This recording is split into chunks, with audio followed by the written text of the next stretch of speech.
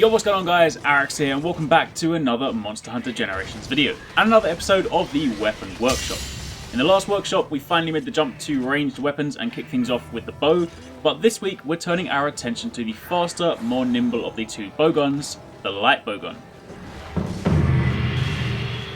So, once again we're going to kick things off in Gild Style. It's where you'll feel most at home if you're coming over from Monster Hunter 4 Ultimate, and it's the best place to introduce the weapon. The main difference off the bat of course being your ability to equip 2 hunting arts, however that's not the only difference. Light bowgun, in fact bowguns in general, but for the purposes of this video, light bowgun also received some additional changes in Monster Hunter Generations. So let's begin with those before we take a look at the moves and the different styles. Bowguns in Generations now come with an additional shot or bullet type known as inbuilt ammo. Every bowgun will have a number of inbuilt shots. You can't buy ammo for these, and once they're used up, you need to wait until your next quest to use them again, but it does mean that without having to buy any bullets, you do have a few options. That doesn't mean to say that you should go into a fight and rely solely on these inbuilt shots, not in the slightest, but they are still free and they're there ready for you to use. If you scroll through your ammo, an inbuilt shot is depicted by a blue background, and while it's not shown here, if you have a shot with a half blue and half green background, it means it's an inbuilt rapid shot. And speaking about shots really quickly, they are obviously a super important part of bowgun usage. Different bowguns support different shots or bullets, much like different bows support different coatings. There are also a load of new bullet types in Monster Hunter Generations, however, were I to go over every single one, A, we'd be here forever, and B, I don't actually feel like it'll be of much use to you guys at this current state. See, much like what I said I'd do with the bow, once Monster Hunter Generations actually launches, I'll do a follow-up complimentary video that basically goes alongside this workshop to detail the different bullet types, what they're used for, etc. And that way I can also use their English names, but for the time being, if I did that now it'd just be confusing with all the Japanese text and translation, so instead let's focus on the weapon itself. Now light bowgun, when compared to the heavy counterpart, is much more about speed and mobility. It's not as heavy hitting as the heavy bowgun, but the speed makes it ideal for status gunning, i.e. applying status effects to support your team. Now with your weapon sheath, pressing X will draw your weapon. Pressing X with your weapon drawn will load the currently selected bullet, and pressing A will fire the shot. If you then hold down L and you press X or B, you can cycle up and down between your available bullet types, and stopping on that bullet type and pressing X will again load that shot. If you then press R, you'll switch to first person mode, and you can then use your C stick or your D-pad to aim, and you can shoot and reload from here with A and X respectively. You can also change ammo types while in this mode too, just note that you can't move around. If, however, you hold down R, you can then bring up this small aiming reticle. Again, you can move it with the C stick or the D-pad, but with this you can also move around. And again, shoot, reload, swap ammo, all while doing this. Pressing B will then allow you to back hop, and with the light bowgun you can chain 2 consecutive back hops together. And you can also mix that with some directions if, for example, you want to go back then left, or 2 lefts, 2 rights, right then left, etc.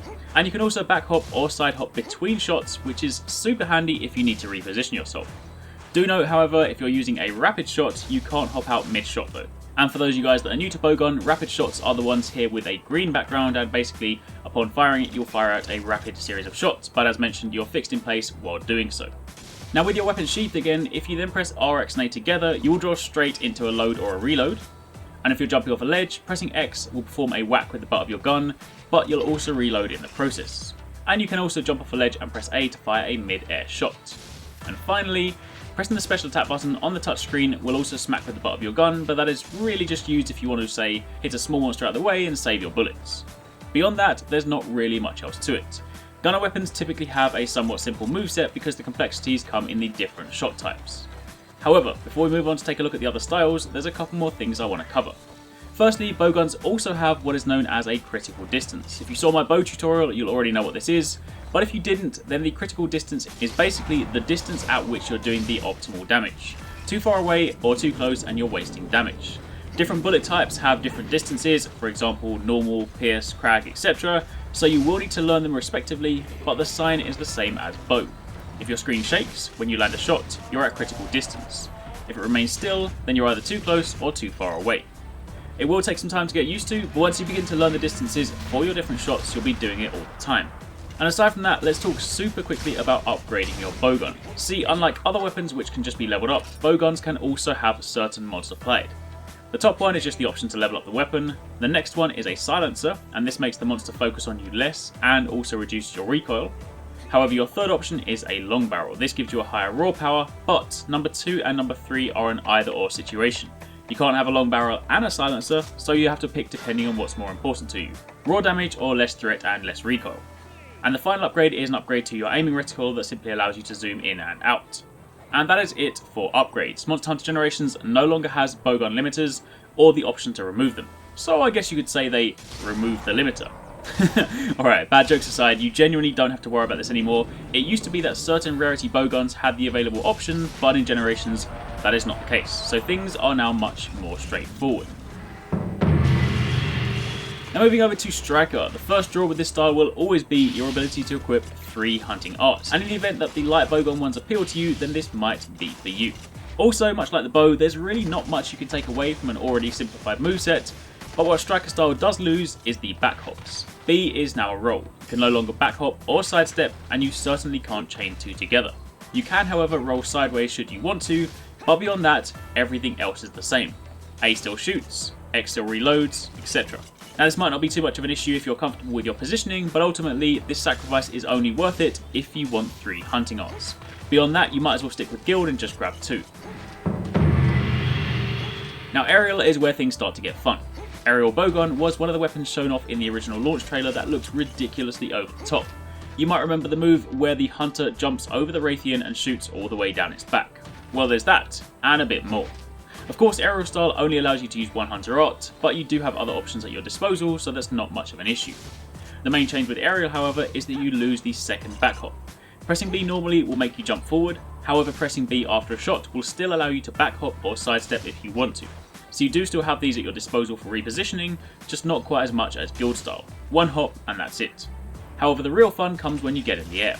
With your weapon sheathed, jumping off a monster, a teammate, a bomb, etc. and pressing X will do a rifle smack. And just like jumping off a ledge, this will also reload your bullets. However, if you instead press Arekkz and A together whilst jumping, still with your weapon sheath, you'll perform a mid-air shot. But you do of course have to have previously loaded your shots. Similarly, with your weapon drawn, pressing X and jumping off a monster again does the rifle smack reload. Pressing A will then fire a single shot, provided your shots are loaded, but pressing X plus A while in the air will propel you forward while shooting downwards. And it's this which is the flashy over the top move. Note that if you do this with a regular shot, you will fire a single bullet while still propelling yourself forwards, but if you do this with a rapid shot, you will fire multiple shots whilst moving over the monster. So it's a pretty quick and efficient way to stack up status shots on a monster's back. Now finally, moving over to Bushido, or Adept style. This again only allows the use of 1 hunting art, but we now have evade options. Also, much like Striker style, Bushido loses all backstep and side hop options, so your B is just a roll again.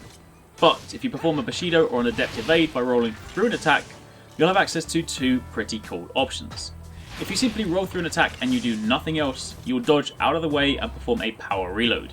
When you do this, you load whatever shot is currently selected, plus you power up all ammo for 10 seconds. And you can see this by the blue background up here behind my ammo. This indicates that I'm in the powered up state. However, if you then press X after the power reload, you can perform a power run. During this time you run extremely fast and you can steer the direction you're going. This is of course really good if you roll out of an attack, close up, and you can then reload and run away to reposition yourself.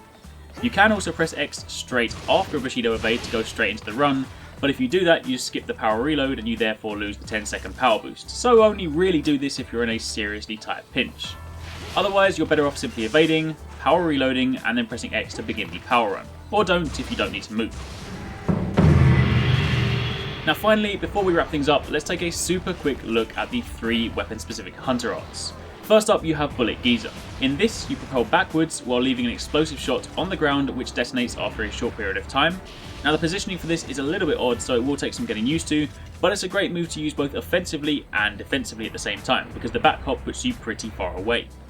Second to that you have Full Load, and this will load all usable shots in your pouch into your bowgun and basically allows you to keep firing without reloading for a short period of time.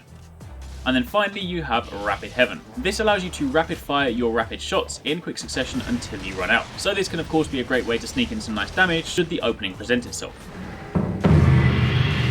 So finally, to wrap things up, what is my personal favourite style?